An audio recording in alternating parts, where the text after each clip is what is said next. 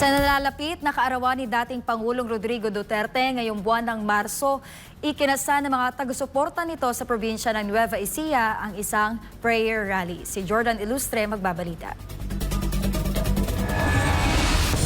Makaraan ang matagumpay na Bring FPRRD Home Prayer Rally ng Pastor Apollo C. Quiboloy for Senator Movement na ginanap sa Solweta Gym, lungsod ng Cabanatuan noong Marso 15. Isang prayer rally naman ang kinakasa ng Bring FPRRD Home Nueva Ecija sa Marso 28, araw ng kapanganakan ng dating Pangulong Duterte. Sa pamamagitan ng sama-samang pagtutulungan ng mga abogado, doktor, businessmen at mga dating kasama ni dating Pangulong Rodrigo Duterte at ni Vice Presidente Sara Duterte, nabuo ang planong pagsasagawa ng birthday prayer rally para kay FPRRD sa Marso 28, 2025, araw ng Biyernes sa Freedom Park, lungsod ng Cabanatuan. Ang Bring Home FPRRD Nueva Ecija ay nabuo sa gitna ng malawakang pagkadismaya at pagkagalit ng mga Pilipinong nagmamahal kay FPRRD at sa mga Duterte, hindi lang sa bansa kundi sa buong mundo. Matatanda na nagkaroon ng simultaneous Bring FPRRD Home Prayer Rally sa buong bansa noong Marso 15, 2025 na pinangunahan ng Pastor Apollo C. Quiboloy for Senator Movement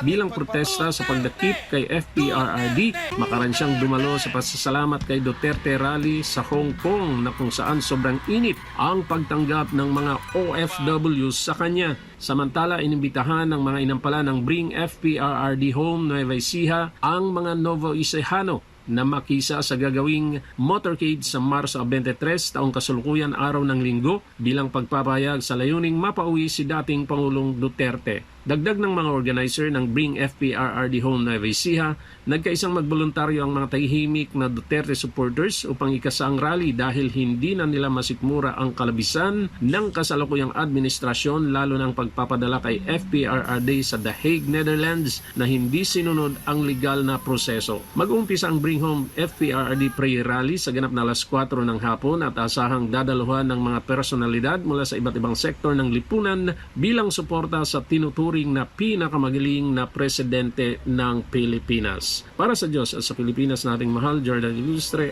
SMNI News, Central Luzon.